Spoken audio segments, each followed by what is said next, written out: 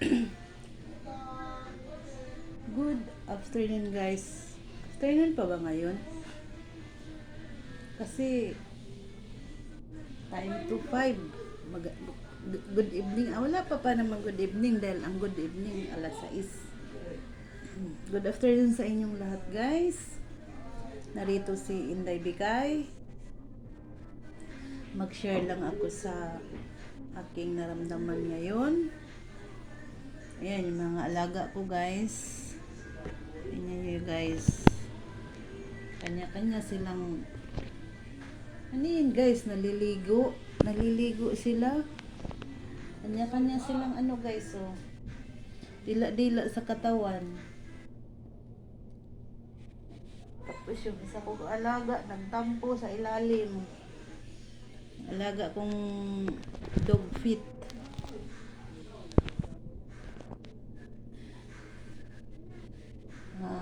Busy ako guys, kahit papaano naka-vlog pa rin. Nakagat kasi ako dyan sa alaga ko guys, dito guys, oh. Nakagat ako.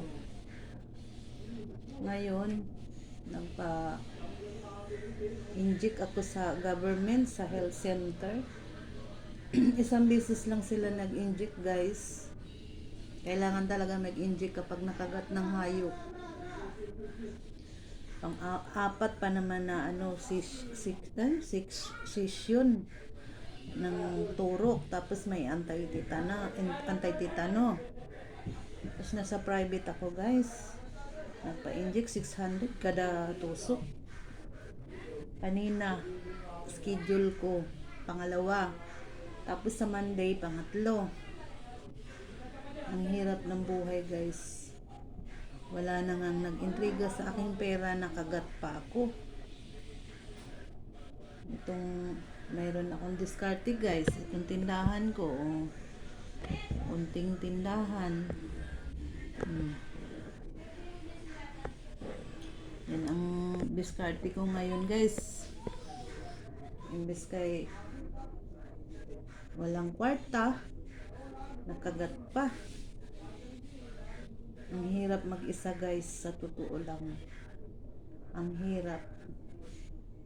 Yung buhay mo ba na hindi ka na iniintrigahan ng asawa mo ng pera, malabo na ang buhay ko guys. Kaya i-share ko sa inyo guys. Kahit hindi dapat ikwento, pero para sa akin guys, maubsad ka lang.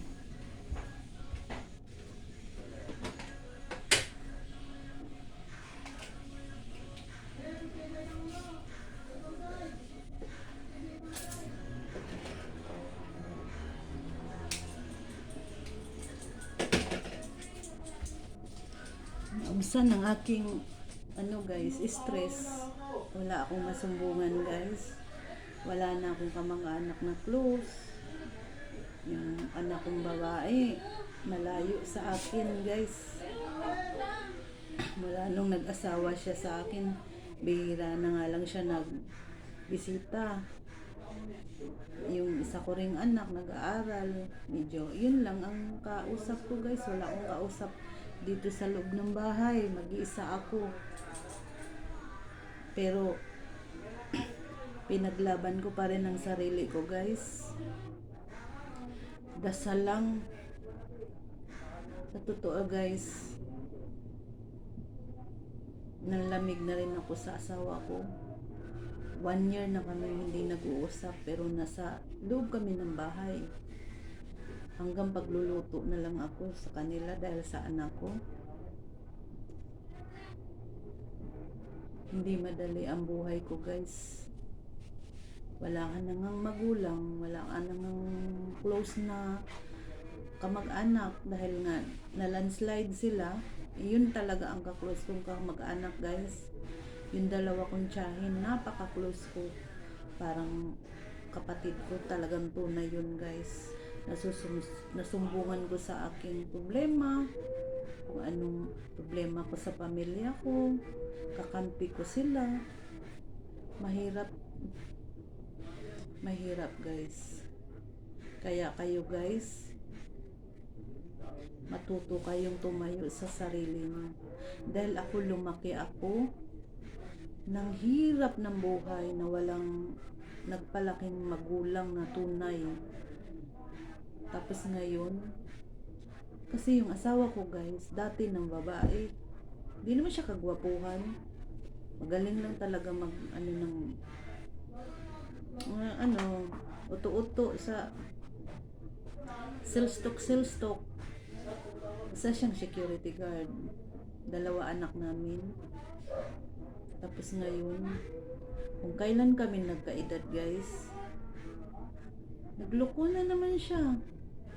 Halos maubos ang sahod niya guys sa sugal. Sugal, hindi ko alam kung sugal, babae, kasi 1 year na kami guys. Wala nang suksyokan. Ikaw ba, may gana ka ba guys na makipagsuksyokan guys, na hindi ka intrigahang pera kahit piso, na kahit pang merienda wala?